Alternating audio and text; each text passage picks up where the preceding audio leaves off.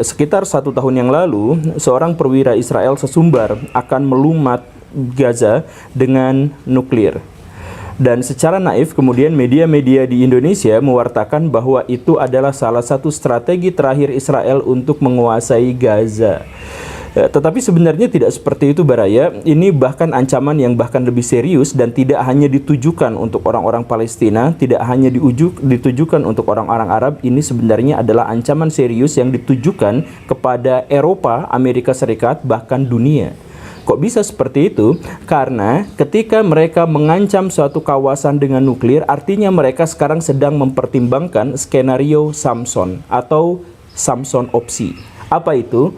Perang penghabisan, seperti yang diwartakan oleh kitab-kitab suci kuno bahwa Israel akan melakukan perang penghabisan dan mereka siap untuk menghancurkan diri mereka sendiri, bahkan sampai tidak bersisa, hanya dengan catatan bahwa mereka telah melumat musuh-musuhnya. Sekitar 1500 tahun yang lalu, di sebuah kota yang namanya Ur, di sebuah wilayah yang namanya Kasdim atau Kaldea, muncullah sosok manusia yang kemudian menjadi salah satu manusia yang keberadaannya masih diragukan, tetapi dampaknya sangat luar biasa besar terhadap dunia saat ini. Namanya adalah Abram atau Abraham atau juga mungkin Ibrahim. Dia sebagai seorang anak dari pemahat patung tiba-tiba bisa berkomunikasi dengan Tuhan, bisa berinteraksi dengan Tuhan. Dan salah satu hasil dari interaksi dengan Tuhan itu adalah tiba-tiba muncul sebuah perjanjian tanpa syarat, di mana dirinya akhirnya berhak untuk mendapatkan tanah Kanaan beserta keturunan-keturunannya sampai ke bawah-bawahnya. Tanah itu, tanah Kanaan akan menjadi milik kamu dan keturunan kamu. Begitulah kata Tuhan kepada Abraham. Abraham kemudian berbicara kepada orang-orang bahwa saya tuh akan menguasai wilayah itu karena itu sudah dijanjikan oleh Tuhan. Orang-orang bertanya-tanya, Abraham, kamu tuh maksudnya gimana? Kamu lahir bukan di situ. Kamu tidak menggarap tanah di situ. Kamu tidak punya kolega di situ. Tapi tiba-tiba kenapa tanah itu menjadi milik kamu? Ya, ini wasiat dari Tuhan. Saya sudah berbicara dengan Tuhan dan itulah hasilnya. Kalau misalkan kamu beriman, ya sudah, syukur kamu masuk surga. Kalau kamu tidak percaya dengan kata-kata saya, ya sudah, berarti kamu bermusuhan dengan Tuhan dan akhirnya kamu bakal masuk neraka. Sesederhana itu. Ya, itu nampaknya memang sangat sederhana, tapi sejak saat itu Abraham mendapatkan terus-menerus percakapan-percakapan ilahi. Sampai bahkan anak keturunannya. Ketika anaknya lahir yang bernama Ishak itu ketika dewasa juga tiba-tiba mendapatkan kemampuan untuk berkomunikasi dengan Tuhan. Dan Tuhan langsung mengeluarkan sebuah pernyataan baru, yaitu bahwa tanah itu, tanah Kanaan, memang milik keturunan Abraham, tapi hanya dari garis keturunan kamu saja, garis Ishak. Dan kemudian ketika Ishak nanti punya anak yang namanya Yakub, dan Yakub nanti bergumul dengan Tuhan dan dia menang, dan karena itu namanya berganti menjadi Israel, maka Tuhan pun mengatakan bahwa ya, tanah Kanaan itu adalah milik dari keturunan Ibrahim atau Abraham, tapi hanya dari garis Ishak, dan dari garis Ishak itu hanya dari keturunan kamu saja. Tanah itu menjadi milik kamu. Apakah ada buktinya, ada surat perjanjian dan sebagainya? Sama sekali tidak ada. Hanya ada catatan di dalam Alkitab yang itu adalah pernyataan sepihak dari orang-orang yang dimaksud itu, yaitu Abraham, kemudian putranya Ishak, dan kemudian cucunya Yakub. Sebegitu saja. Nah, luar biasanya adalah walaupun orang-orang Israel, keturunan Yakub itu sudah mendapatkan cerita bahwa dirinya akan menguasai tanah Kanaan, nampaknya itu tidak segera terjadi. Karena selama ratusan tahun, bukannya menguasai tanah yang dijanjikan itu, mereka malah akrab dengan pejabat-pejabat Mesir, kemudian mereka memiliki hubungan yang sangat aneh dan intensif juga dengan para pejabat-pejabat Mesir, dan pada akhirnya mereka diperbudak di Mesir. Sejauh catatan dalam Alkitab seperti itu. Mereka diperbudak selama ratusan tahun sampai akhirnya mereka dibebaskan oleh Musa. Dan Musa lah yang kemudian membawa orang-orang Yahudi itu menyeberangi Laut Merah dan akhirnya sampai ke wilayah tanah yang dijanjikan, yaitu tanah Kanaan. Tetapi karena rentang waktunya sudah ratusan tahun, tanah Kanaan itu sebenarnya bukan tanah kosong, tapi dihuni oleh banyak sekali bangsa-bangsa. Saya mencoba menghitung ada sekitar 10 bangsa yang menetap di sana. Di antaranya adalah orang Amori, Het itu Hitit gitu ya. Kemudian Parizit, kemudian orang Hewi, orang Yobus, orang Girgasit, kemudian ada orang Filistin, Ada orang Amun, orang Moab, dan orang Edom. Itu yang menetapnya. Belum lagi misalkan bangsa-bangsa yang pengembara yang ada di sekitar situ, seperti orang-orang Amalek, orang Kanas, dan lain sebagainya.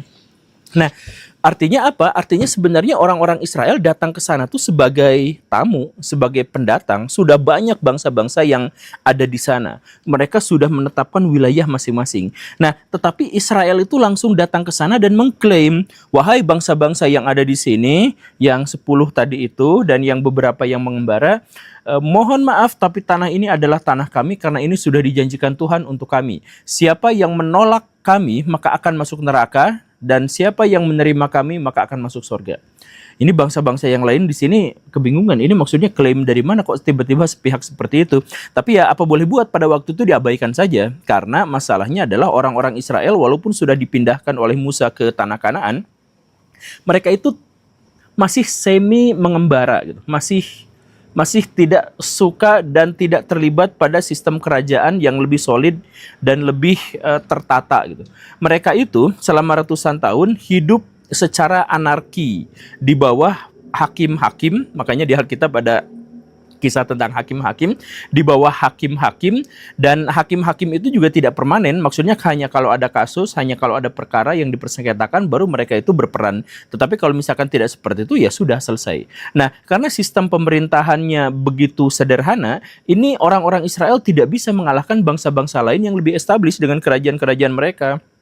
Maka orang-orang Israel kemudian minta kepada Tuhan, Tuhan kami juga minta dong diizinkan untuk menjadi kerajaan, mengangkat seorang raja yang akan memimpin kami dan agar dia bertanggung jawab atas apa yang terjadi pada bangsa ini. Maka Tuhan melalui Nabi Samuel itu menyatakan, oke, mulai sekarang bolehlah kalian jadi kerajaan. Nah gitu ya. Maka siapa yang diangkat? Yang diangkat itu adalah Saul, orang yang memang dekat dengan Tuhan.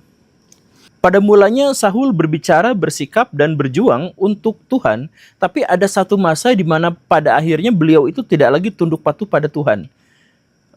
Tapi tunduk patuh pada Tuhannya itu justru adalah karena beliau itu adalah orang yang benar gitu. Jadi pada satu waktu di mana sebuah peperangan terjadi antara orang-orang Israel dengan orang-orang Amalek, dan orang-orang Amalek itu dikalahkan, Tuhan itu memerintahkan kepada Saul untuk membantai seluruh bangsa Amalek. Baik itu tentaranya, sipilnya, orang tua, anak-anak, bayi. Itu secara eksplisit disebutkan bayi wajib dibantai. Bahkan sampai ternak-ternak pun itu sama Tuhan diwajibkan untuk dibantai.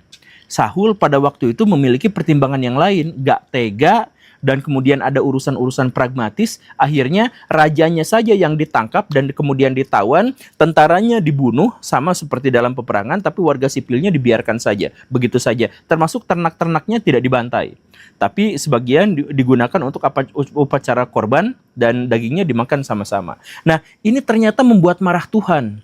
Tuhan itu memerintahkan kepada Saul untuk bantai semuanya termasuk bayi. Kenapa tidak seperti ini? Maka kemudian Tuhan melalui Nabi Samuel itu menyatakan bahwa pemerintahan Saul sudah tidak lagi diberkahi dan kita harus cari raja yang lain. Siapa raja yang lain yang disebut oleh Tuhan? Daud. Nah, Daud ini sebagai raja kedua, kenapa terpilih? Ya karena beliau itu adalah pahlawan nasional. Di usia 17 tahun, yang berarti sekitar 13 tahun sebelum pengangkatan menjadi raja oleh Tuhan, Daud itu pernah terlibat dalam duel 1 lawan 1 melawan Goliat, raksasa dengan tinggi 3 meter, dan berhasil mengalahkannya. Nah, karena itu maka Daud itu menjadi sebuah fenomena dan dielu-elukan oleh masyarakat Israel sebagai seorang pahlawan yang luar biasa. Tetapi sebenarnya Daud itu tidak benar-benar memiliki moral yang baik, atau misalkan setidaknya dibandingkan Saul itu tidak seperti itu. Jadi Daud itu adalah seorang yang memang benar pemimpin yang tegas, pemimpin yang mampu mempersatukan, tetapi beliau menghalalkan segala cara untuk mencapai tujuan-tujuannya dan memiliki karakteristik yang cenderung susah untuk dikendalikan. Contohnya seperti ini. Ketika Daud diangkat oleh Tuhan menjadi raja Israel, sedangkan Saul yang masih berkuasa itu sudah tidak diberkati lagi, itu kan muncul persengketaan antara Daud dengan Saul. Saul ingin ya tetap berkuasa. Mana ada perintah dari Tuhan tiba-tiba tidak ada wujudnya, tidak ada bentuknya, tapi tiba-tiba harus kita percaya dan sebagainya gitulah ya. Nah, Saul itu akhirnya merasa didiskriminasi oleh Tuhan dan kemudian mencari Daud untuk duel, untuk dihabisi dan sebagainya. Nah, Daud lari beserta sekitar 600-an prajurit kepercayaannya, berlari berpindah-pindah dari satu tempat ke tempat yang lain dan seterusnya sampai dia ketemu sama peternakan besar yang dikelola oleh seorang miliarder pada waktu itu, namanya adalah Nabal. Pak Nabal ini menjadi tempat menumpangnya Daud dari kejaran orang-orang Saul. Tetapi pada satu momen Daud itu kelaparan, tentaranya juga kelaparan, butuh makanan. Lalu dia minta kepada Nabal, kan selama ini kami sudah diizinkan untuk numpang, sekalian ya kami minta sedekahnya buat makan kami. Nah, Nabal pada waktu itu kesel. Lu udah numpang malah minta lagi ngelunjak ya kamu tuh. Itu kamu tuh seharusnya memang benar-benar saya laporkan ke Saul karena kamu tuh sudah memberontak ke Saul, kemudian malah ngerepotin di sini gitu. Nah, Daud itu kan pada waktu itu marah. Dia numpang, terus pas dia minta sedekah gak dikasih. Nah, ini marah sampai dia itu melakukan konspirasi untuk membunuh Nabal. Sayangnya untungnya dicegah oleh istrinya Nabal yang membawa sedekah yang diinginkan itu dan akhirnya masalah selesai semuanya. Tapi dari situ kita bisa melihat bahwa Daud atau David atau setidaknya yang versi yang diceritakan di sini, saya nggak tahu versi cerita yang aslinya atau mungkin ini yang asli, tapi apapun itu, ini dalam versi yang ininya Daud itu nampaknya adalah orang yang mudah sekali untuk menumpahkan darah. Bahkan ketika dia sudah ditolong pun untuk menumpang di satu tempat, pas dia minta lagi terus nggak dikasih itu langsung merencanakan pembunuhan.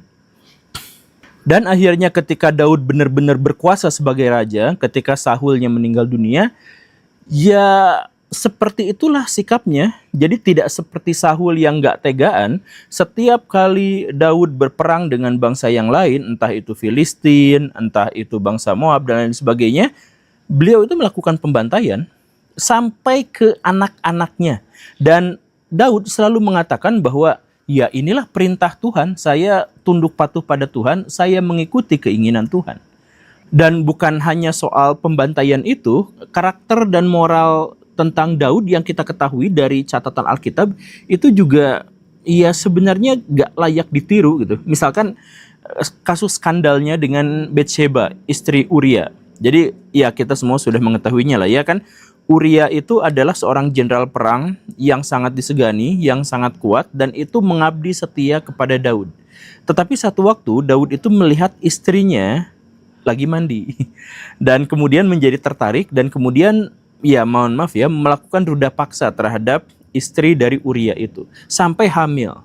Nah, takut skandalnya ketahuan, akhirnya Daud bikin sebuah konspirasi. Sebagai raja, Daud memerintahkan Uria untuk memimpin pasukan untuk menyerang satu bangsa.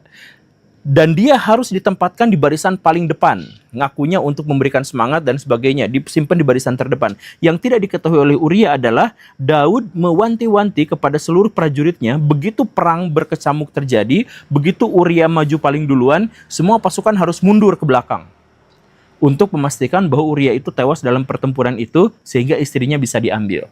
Nah, ini dituliskan dalam kitabnya, dalam kitab suci itu dituliskan, dalam Samuel itu dituliskan seperti itu gitu.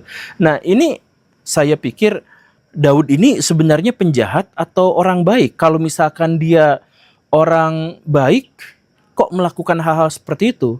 Kalau dia orang jahat kok malah diangkat jadi nabi? Tapi kalau misalkan dipikir-pikir, ya masuk akal juga kalau misalkan dia diangkat jadi nabi, walaupun dia jahat. Karena apa? Karena yang memerintahkannya pun, yaitu Tuhan, bersifat jahat juga. Yaitu bangsa-bangsa di luar bangsa Israel itu kalau mungkin dibantai semuanya. Dalam perang ataupun dalam hal yang normal, yang biasa-biasa aja, itu ada perintah pembantaian, genosida terhadap bangsa-bangsa yang lain. Itu eksplisit. Bahkan seperti yang tadi dijelaskan, alasan kenapa Saul ditarik mandatnya oleh Tuhan adalah karena Saul berbelas kasih terhadap bangsa yang ditaklukkannya itu, orang-orang Amalek gitu. Nah, jadi orang yang berbelas kasih malah dipecat, kemudian diangkatlah raja yang memang kejam dan seperti itu. Dan setiap melakukan kejahatan atau sesuatu yang amoral, itu Daud tuh diampuni, dimaafkan. Bahkan yang lebih uniknya lagi adalah pernah Daud melakukan kesalahan, tapi bukan dirinya yang dihukum oleh Tuhan, tetapi pihak yang lain. Misalkan Daud itu kan jago perang dan pernah satu waktu berperang sehingga musuhnya itu habis semua, sedangkan pasukannya itu tersisa banyak sekali gitu.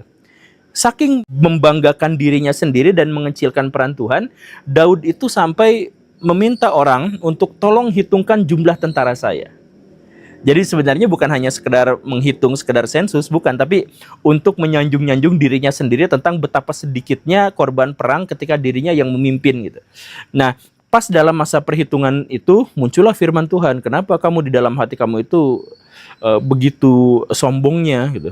Nah, apa yang terjadi? Yang terjadi itu bukan Daudnya yang dihukum, tetapi tentaranya yang jumlahnya 75.000 orang pada waktu itu yang sedang dihitung itu meninggal dalam 3 hari berturut-turut. Jadi hari pertama 25.000, hari kedua 25.000 dan sebagainya, sampai 3 hari habis 75.000 oleh Tuhan.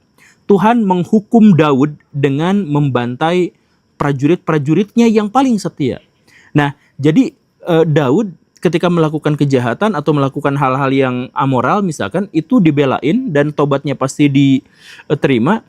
Dan betapapun itu, ketika melakukan kejahatan, paling mungkin orang lain lah yang harus menanggung hukumannya. Menurut Baraya bagaimana? Saya mohon maaf kalau misalkan ini ceritanya terlalu aneh, tapi ya ini versi yang saya temukan dan semua yang saya katakan ini tercatat juga dalam kitab suci, dalam perjanjian lama gitu ya, dalam Samuel. Nah, jadi pertanyaan saya adalah yang pertama, jadi apakah Tuhan itu sebenarnya kejam sehingga orang yang baik itu malah dipecat, orang yang ya dalam tanda kutip jahat itu malah dijadikan sebagai seorang raja, atau sebenarnya Tuhan tidak pernah terlibat dalam hal ini, hanya saja namanya yang dicatut gitu. Jadi misalkan Abraham mendapatkan wahyu untuk menguasai tanah itu misalkan, sebenarnya tidak ada Tuhan di situ, hanya pengakuan sepihak saja. Begitupun dengan Daud, disuruh membantai sekian, sebenarnya gak ada perintah itu. Mungkinkah seperti itu? Jadi Tuhan tidak terlibat dalam hal-hal itu, tetapi namanya dicatut untuk membenarkan ambisi-ambisi politik dari pihak-pihak tertentu. Mungkinkah seperti itu? Atau mungkin sebenarnya kisah itu palsu, sama sekali tidak ada kisah itu hanya folklore, hanya cerita masyarakat yang kemudian dibukukan pada generasi-generasi selanjutnya.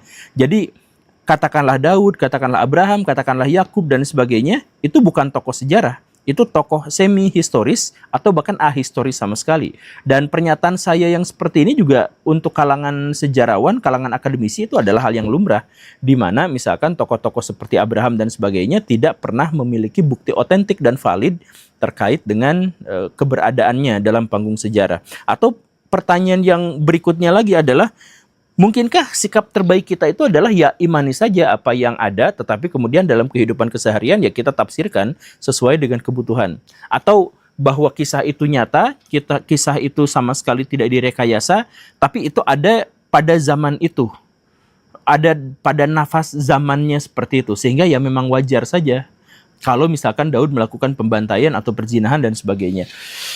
Iya, sekali lagi ya, saya mohon maaf kalau misalkan tema kali ini tuh agak menyinggung begini dan begitu, tetapi ini adalah ajakan kita untuk berpikir sampai sejauh manakah kita memahami nilai-nilai spiritual dan nilai-nilai religius dalam diri kita. Apakah kita beragama hanya secara nominal, apakah kita menjadi sangat tekstual, apakah kita beragama dipenuhi oleh kebencian dan sebagainya. Dan masalah yang berikutnya adalah, kalau misalkan Israel itu tidak pernah berhenti berperang dalam sejarahnya, mungkinkah dengan uraian seperti ini kita akhirnya paham bahwa ya iyalah mereka tidak pernah bisa damai dengan bangsa yang lain, karena mereka cenderung untuk menghabisi bangsa-bangsa yang ada di sekitarnya hanya demi sebuah klaim tentang tanah yang dijanjikan.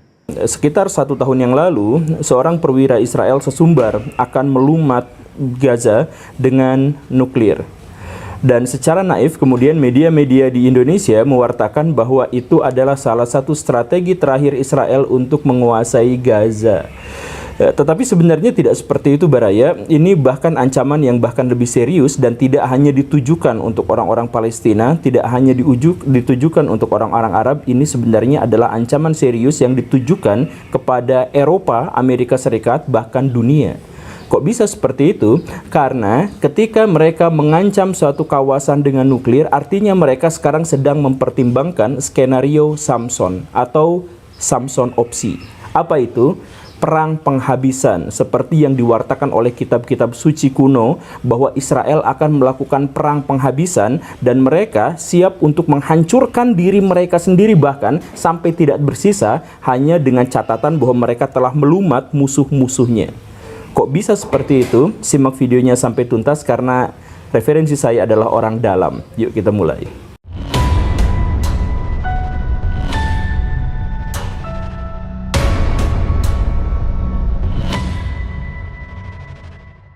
Baraya tentu saja tahu kisah Samson. Dia itu diceritakan sebagai seorang yang suci dari Israel. Kesuciannya itu kemudian mewujud pada karakteristik tubuhnya yang secara fisik sangat-sangat kuat. Dia bisa digambarkan menghancurkan musuh yang jumlahnya sangat banyak.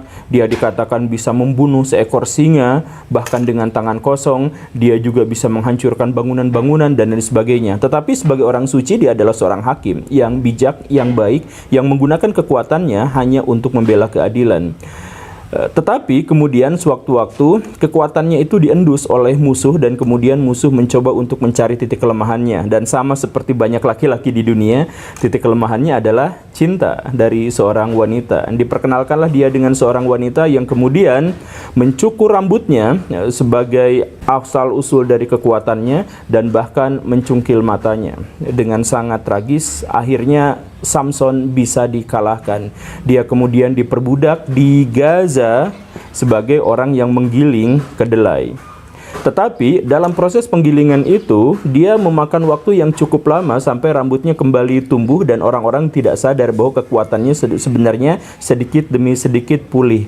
Suatu waktu dia dibawa untuk dipertunjukkan di sebuah kuil di Irak.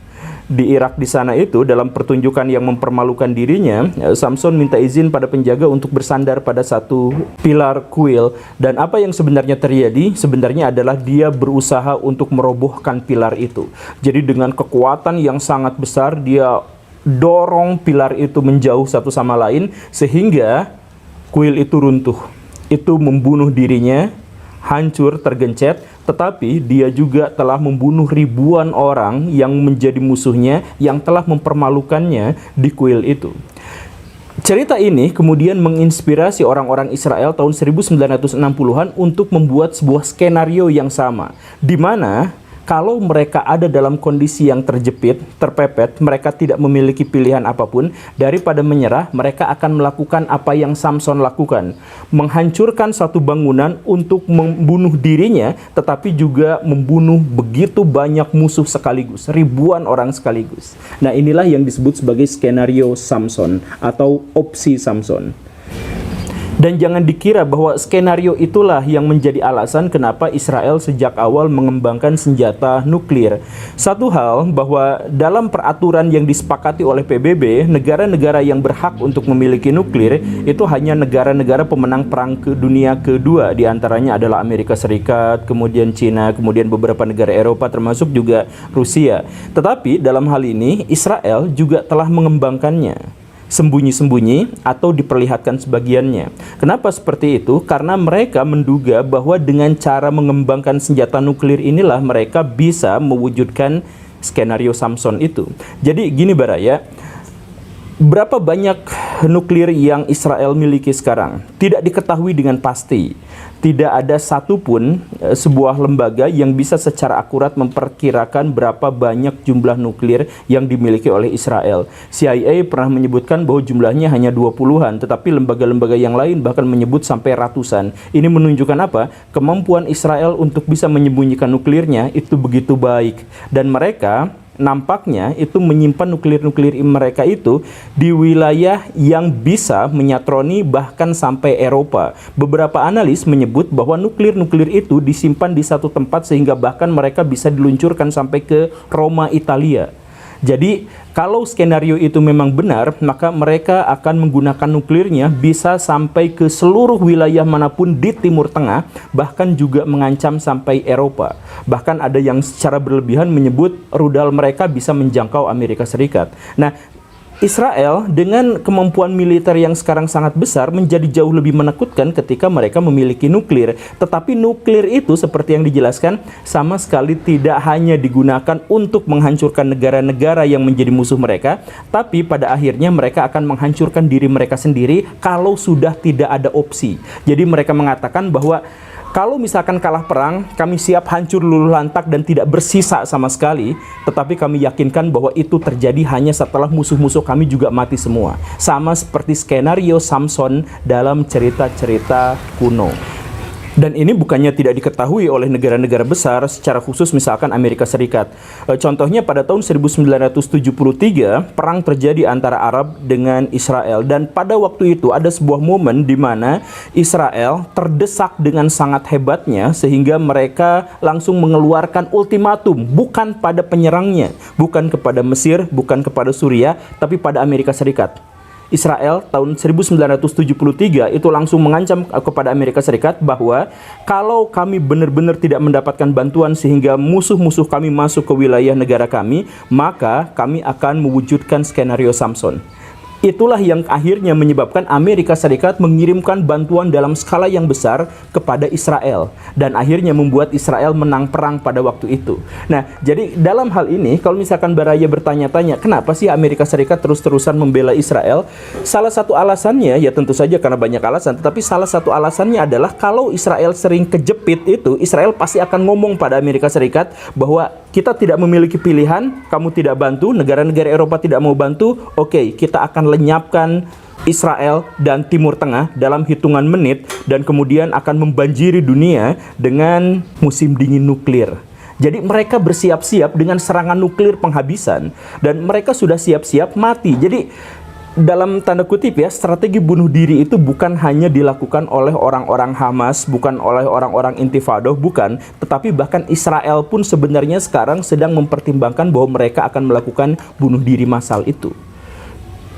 Apakah yang saya katakan ini berlebihan? Ya, bisa saja. Ada beberapa orang yang menyebut bahwa ini adalah teori konspirasi, tetapi secara unik ini disetujui oleh Amerika Serikat, dan secara unik juga Israel sampai detik ini tidak pernah mengkonfirmasi pernyataan itu dan juga tidak pernah menyangkalnya. Jadi mereka mengabaikan semua pertanyaan yang berhubungan dengan skenario Samson ini. Tetapi okelah, kita ambil dulu bahwa ini bukan sekedar teori konspirasi, tetapi ini adalah sebuah realitas, strategi yang benar-benar akan mereka jalankan. Kenapa Israel sampai harus menjadi seperti ini? Ada beberapa hal yang harus kita garis bawahi. Pertama, seperti yang dijelaskan tadi, bahwa Israel itu memiliki teknologi nuklir. Bahkan mungkin salah satu teknologi nuklir paling canggih di dunia. Beberapa pejabat teras di antara mereka dan bahkan beberapa perwira di antara mereka bahkan sempat mengatakan bahwa kekuatan nuklir mereka adalah yang ketiga atau keempat atau bahkan kedua terbesar di dunia. Artinya apa? Kalau Amerika Serikat mengklaim bahwa sekarang mereka memiliki sekitar 5.000 hulu-ledak nuklir dan Rusia memiliki sekitar 6.000 hulu-ledak nuklir, maka Israel ada di pihak yang ketiganya, di posisi ketiganya, yang dengan demikian berarti jumlah nuklir mereka itu sangat-sangat banyak. Itu hal yang pertama yang harus kita garis bawahi. Yang kedua adalah kenapa mereka harus memilikinya? Itu karena mereka tidak memiliki pilihan lain. Maksudnya gini, Baraya. Kalau sekarang terjadi konflik antara Israel dan Palestina dan sampai sejauh ini tidak berkesudahan, kita anggaplah misalkan bahwa suatu waktu nanti Palestina akan dikalahkan. Apa dampaknya? Sebenarnya tidak terlalu besar.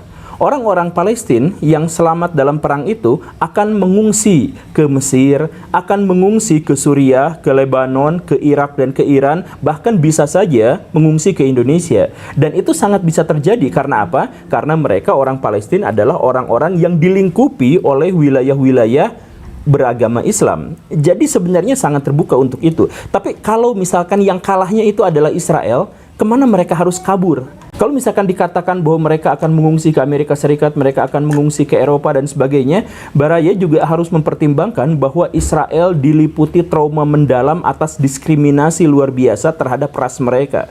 Harus diingat bahwa jangankan di zaman dulu, di zaman sekarang orang Yahudi, orang Israel itu adalah salah satu bangsa paling dibenci di dunia dengan haters yang tidak pernah berkurang. Sekarang antisemit itu masih menjadi semacam ekosistem di Eropa, bahkan masih hidup di Amerika Serikat. Kita nggak bisa mengabaikan itu. Nah, kalau misalkan orang-orang Israel yang tinggal di Israel sekarang itu kemudian diberikan cerita bahwa masa lalu nenek moyang mereka itu dipersekusi, didiskriminasi, bahkan di Eropa sekalipun, kemudian mereka berpikir bahwa kalau kalah perang mereka harus mengungsi dari Israel entah kemana, maka mereka akan dibayang-bayangi rasa takut yang luar biasa, kengerian dan penderitaan yang bahkan lebih buruk daripada kematian sekalipun. Itu yang pernah mereka alami di zaman dulu. Mereka terdiaspora, mereka dilecehkan, dan lain sebagainya. Jadi pikiran itulah yang menghantui mereka sampai sekarang. Jadi sekali lagi harus diingat Baraya, misalkan kita gunakan perspektif mereka ya. Jadi kalau misalkan orang-orang Arab Palestina itu misalkan dikalahkan, tidak ada sesuatu yang terlalu buruk gitu, karena mereka bisa mengungsi ke tetangga-tetangga mereka. Tetapi kalau Israel, mereka tidak memiliki pilihan apapun, sehingga tanah yang mereka duduki sekarang itu harus mereka pertahankan mati-matian gitu. Itu hal yang kedua. Kemudian hal yang ketiga adalah mereka punya alasan yang kuat untuk mendirikan tanah Israel itu tahun 1948 di situ karena ada alasan-alasan teologis. Jadi bahwa sekarang Israel bisa dikatakan negara yang sekuler, bahwa Israel sekarang negara yang demokrasi dan sebagainya, bisa saja dibilang demikian. Tetapi sejatinya Israel itu adalah negara yang didirikan karena alasan-alasan teologis. Sebelum ini Inggris, Amerika Serikat dan negara-negara lain pernah mengusulkan agar mereka diberi tanah di Argentina, pernah memberi tanah mereka di Kongo yang jauh lebih subur, jauh lebih besar, jauh lebih luas dengan sumber daya yang jauh lebih besar. Tetapi mereka tidak mau, mereka menolak. Kenapa? Karena mereka ingin tanah yang dijanjikan Tuhan, yaitu tanah itu. Nah, karena perspektif mereka adalah bahwa tanah Israel sekarang itu adalah tanah yang dijanjikan Tuhan, berarti itu adalah pertimbangan teologis kan. Nah, karena seperti itu, maka ketika mereka harus kehilangan itu lagi, maka pertimbangannya adalah menjadi martir, menjadi pahlawan-pahlawan atas agama dan tradisi leluhur mereka. Jadi tanah itu tanah perjanjian. Kalau sekarang kami bahkan tidak bisa memilikinya, maka tidak ada seorang pun juga yang boleh memilikinya. Kalau kami dikalahkan di sini, maka orang yang mengalahkan kami juga tidak boleh memiliki tanah ini. Jadi tanah ini akan dinuklir sekalian sama seperti negara-negara yang akan menyerangnya. Dan dengan pertimbangan-pertimbangan itu, sekarang mereka sedang benar-benar terpojok. Ada negara-negara yang membawa mereka ke Dewan Keamanan PBB, ada yang menuntut mereka dengan hukum internasional, kemudian negara-negara di seluruh dunia bersiap-siap untuk mendirikan negara Palestina merdeka, dan lain sebagainya. Jadi ini sebenarnya bukan ancaman, bukan hanya ancaman buat orang-orang Israel, tapi juga ancaman perdamaian buat seluruh dunia. Dan yang lebih buruk lagi, ini adalah ancaman bagi peradaban dunia. Karena jika Timur Tengah dibom nuklir, maka kita yang di Indonesia juga akan mendapati berkat dengan musim dingin nuklirnya. Itu benar-benar mengerikan. Ya, tapi dalam hal ini, saya bukan ngejek, bukan apa ya, tapi dalam hal ini kita harus bersyukur karena sampai sebatas ini Israel masih bisa bertahan. Jadi Baraya gini ya, karena itu sebenarnya adalah sebuah skenario yang sangat-sangat mengerikan, maka bahkan orang Israel sendiri tidak mau mengambil opsi itu. Itu adalah opsi paling akhir gitu. Nah, karena orang Israel pun bahkan tidak mau mengambil opsi ini, maka mereka mengembangkan strategi militer yang bahkan jauh lebih luas daripada yang biasa digunakan oleh negara-negara yang lain. Coba salah satu contohnya adalah kemarin Baraya, ketika Iran menyatakan perang pada Israel, tak lama kemudian presidennya meninggal dunia karena kecelakaan helikopter. Iran kemudian mewartakan bahwa ini murni kecelakaan. Sebenarnya jelas itu bukan murni kecelakaan, tapi yang jelas, yang pasti itu adalah karena serangan sabotase dari Israel. Iran tidak mau mengakuinya karena Iran tidak mau melanjutkan perang dalam situasi presiden mereka, pemimpin mereka terancam pembunuhan seperti ini. Kan begitu ya. Nah, tetapi harus dicatat juga bahwa Israel sekarang memiliki cukup kuat intelijen untuk bisa menghancurkan presiden manapun yang mereka kehendaki gitu. Jadi mereka tuh sudah memiliki agen-agen di seluruh dunia Baraya, dan bahkan mereka juga sudah memiliki fasilitas-fasilitas untuk melakukan tindakan-tindakan yang mengerikan pada wilayah tertentu gitu. Bahkan saya mohon maaf ya, nah ini pernyataan ini tidak bisa dikonfirmasi oleh media dan saya juga bahkan tidak bisa mengkonfirmasinya, mungkin itu hoax, tapi ini adalah informasi dari orang dalam. Bahwa di Indonesia pun itu ada pejabat-pejabat tinggi, ada kalangan elit, bahkan ada apa yang berpihak pada Israel atau bahkan itu menjadi mata-mata Israel. Saya nggak bisa mengkonfirmasi itu, jadi katakanlah itu hoax. Tapi klaimnya bisa sampai sejauh itu dan itu masuk akal. Karena apa? Daripada Israel harus melakukan opsi Samson itu, lebih baik mereka merekayasa seluruh dunia agar kalau ada ancaman serangan, mendingan dihilangkan aja dulu Perdana Menterinya atau Presidennya atau pemimpinnya. Begitu. Jadi jangan heran juga kalau misalkan, saya mohon maaf ya, jangan heran juga kalau misalkan kemarin-kemarin ketahuan ada satu ormas terbesar di Indonesia yang anggotanya 5 orang datang ke Israel untuk melakukan kunjungan yang tidak jelas gitu. Itu sebenarnya adalah obrolan yang sudah lama terjadi antara Israel dengan negara-negara Muslim. Jadi sebenarnya Israel itu sekarang dengan sebuah organisasi rahasia yang mereka punya, itu berusaha untuk menjalin hubungan diplomatik yang kuat dengan negara-negara sekitar. Mereka mempropagandakan bahwa Israel itu sebenarnya adalah negara yang demokratis, bahwa Muslim di sana juga aman dan lain sebagainya. Nah, ormas yang di Indonesia datang ke sana itu juga adalah orang yang bekerja sama dengan Israel dalam jangka waktu yang jauh lebih lama. Dan ini sekali lagi ya, ini adalah informasi orang dalam. Saya tidak tahu ini benar atau tidak, tetapi mengatakan bahwa sampai sekarang pun banyak mahasiswa-mahasiswa di Indonesia yang dikuliahkan, biasanya kuliah jurusan pertanian, yang dikuliahkan di Israel. Jadi sebenarnya ada upaya untuk mendekatkan Israel dengan negara-negara Muslim di sekitarnya, dan kita juga misalkan melihat ada influencer-influencer Arab yang sekarang memang sudah dekat atau relatif dekat dengan Israel. Misalkan yang kita kenal itu adalah Nas Diali gitu ya. Dia kan mengenalkan diri sebagai seorang Muslim, seorang Palestina, tetapi dia adalah warga atau menginginkan perdamaian dengan Israel dan lain sebagainya gitu. Nah, upaya-upaya Israel untuk misalkan mendekatkan diri dengan negara-negara Muslim itu adalah salah satu skenario yang habis-habisan harus mereka lakukan, karena kalau skenario itu akhirnya gagal, mereka terpaksa harus mewujudkan opsi Samson atau skenario Samson. Dan kita juga harus mengenal kenapa sih Israel itu benar-benar dibela terus-terusan sama Amerika Serikat dan sebagainya. Ya, karena di satu sisi bahwa Amerika Serikat begitu tergantung secara ekonomi oleh pengusaha-pengusaha Yahudi di satu sisi, tetapi di sisi lain bahwa Amerika Serikat juga mengetahui seberapa kuat nuklir Israel dan seberapa nekatnya mereka. Bahkan sampai dikatakan bahwa jangan pernah ganggu Israel karena mereka seperti anjing gila. Sekali gigit, orang kena rabies, 99,9% orang itu akan mati, bahkan ketika anjingnya mati sekalipun. Jadi ini adalah ancaman yang sangat serius, sehingga setiap Israel terlibat dalam peperangan dan sebagainya, ada lebih dari satu motif bagi negara Barat, khususnya Amerika Serikat, untuk ikut campur. Karena ini bisa saja menyebabkan perang nuklir dan penghancuran terhadap dunia. Semoga dipahami, dan sekali lagi apa yang saya sampaikan ini silahkan dikonfirmasi benar atau salahnya, silahkan cross check. Terima kasih karena sudah menyimak. Saya Guru Gembul. Assalamualaikum warahmatullahi wabarakatuh.